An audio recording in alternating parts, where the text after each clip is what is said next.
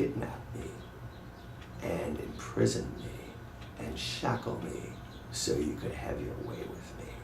And you have. You physically assaulted me on the street, on Wellesley Street, in January of this year, January 29th. You physically assaulted me at 7 o'clock in the evening on a Friday night. And you sexually molested me twice in the same evening.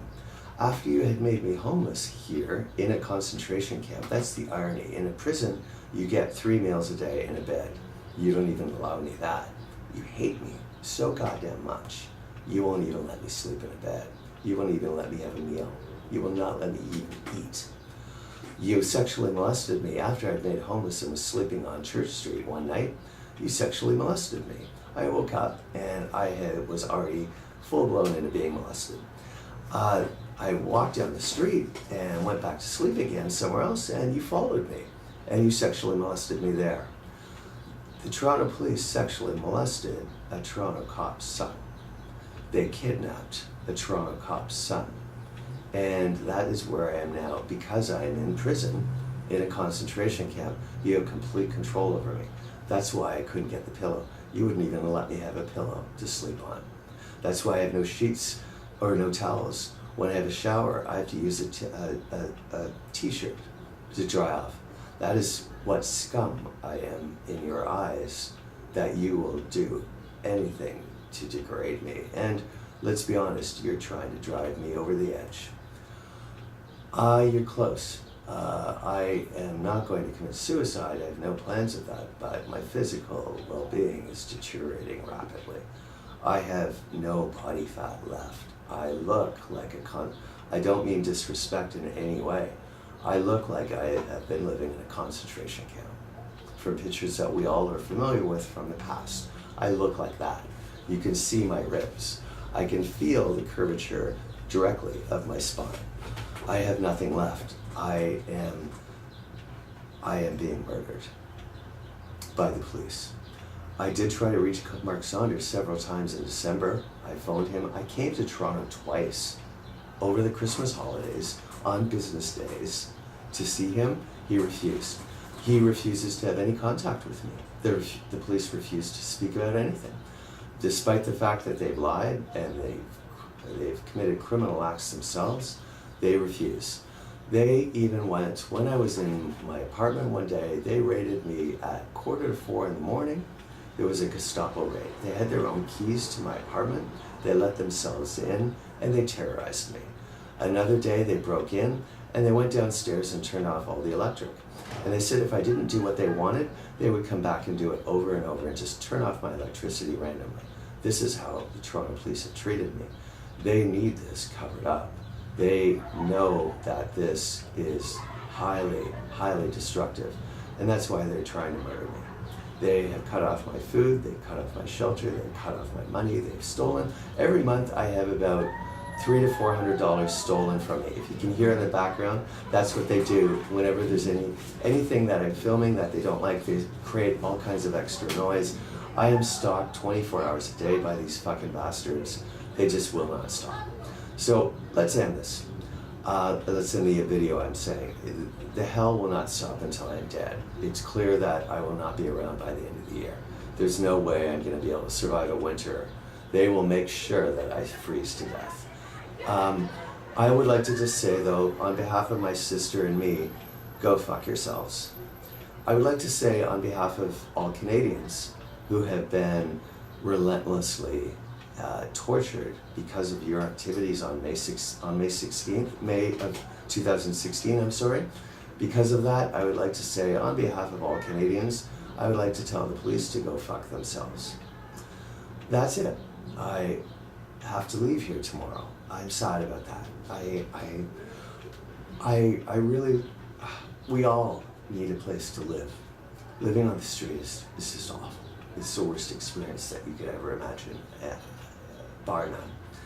I would like to stay, even though I have no sheets, no towel, and no pillow, at least I have a mattress here, and it's a room with a door that locks. Even though when I leave here, they let themselves in. They do anything. I have nothing that is my own except for my own mind. They are so vicious and hateful and evil. They are consumed by darkness now. I see that. They are so evil that I am not allowed the smallest comfort or humanity.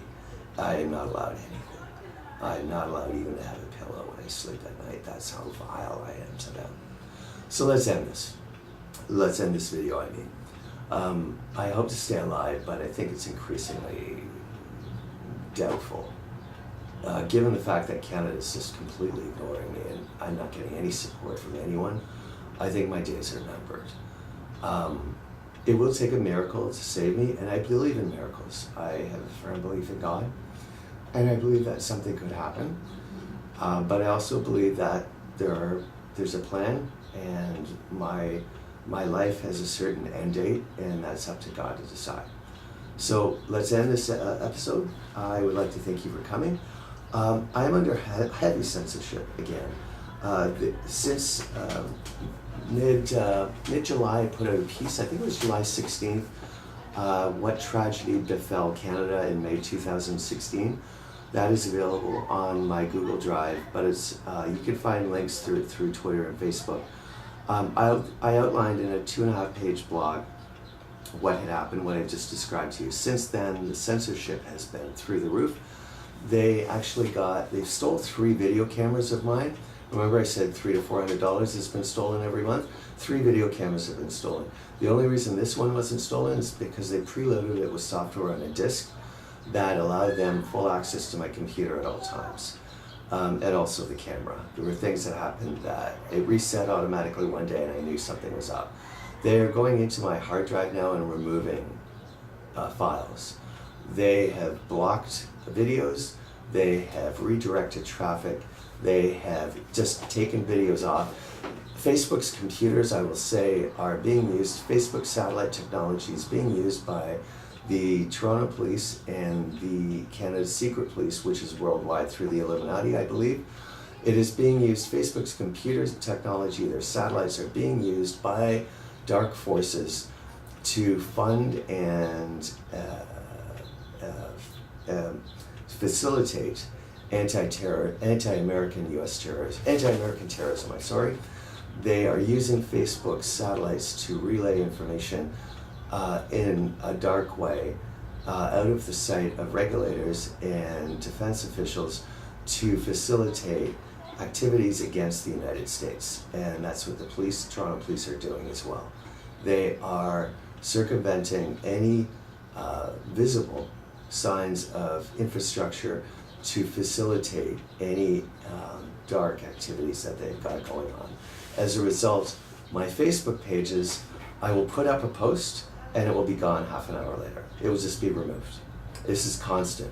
So not only do I not have any physical way of supporting myself or surviving, they have now removed my freedom and my voice so that I can't even reach out to anyone to get support. They have isolated me so much that I am in such a high-risk situation that it's a matter of time before probabilities kick in, and I can't keep, like a cat having another life. Because the threat is so grave, I am certain that, they are aiming for a murder. I will say the world needs to know that they did, I believe my post in May of 2016 when it got back on social media with key read number 13, that threw a wrench. It was a circuit breaker. It stopped what was being planned. In Toronto now, what was being planned is there were concentration camps set up throughout the country on restricted Parks Canada land. That got circumvented because of my post. What they've done is gone into hiding. The events that they were planning, the extermination of the population, is continuing. It has now gone from macro to micro. They have set up, and there are places in Toronto that I've seen, they are setting up for a day in the future, I expect it within the next 2 to 3 months, where another crisis will be fabricated. People will be shepherded into central locations which are set up for extermination. There are 2 extermination methods that I've identified. One is gas, and one is through drowning. The situation is extremely highly serious. The police are evil, and this goes for cops across the country. I've had encounters with Toronto, Guelph. The OPP is involved and the RCMP is involved. This is a nationwide issue. It is a crisis, and the darkness that I'm seeing is going to be replicated again. This is not over. If people think that what happened in May of 2016 solved the problem, it did not. The problem is there.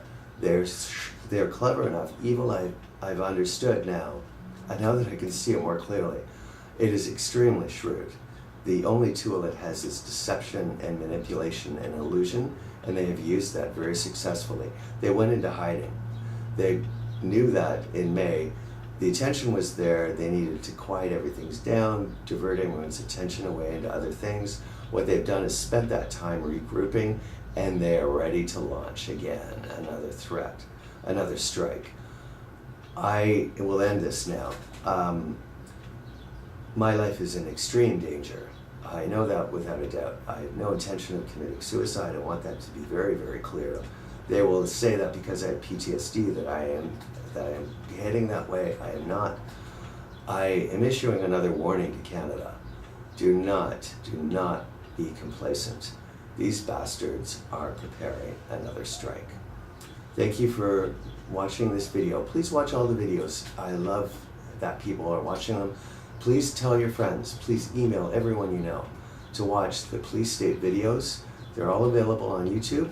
They're available for uploading for your personal use to your own hard drive. I put MP4 files on my Google Drive site.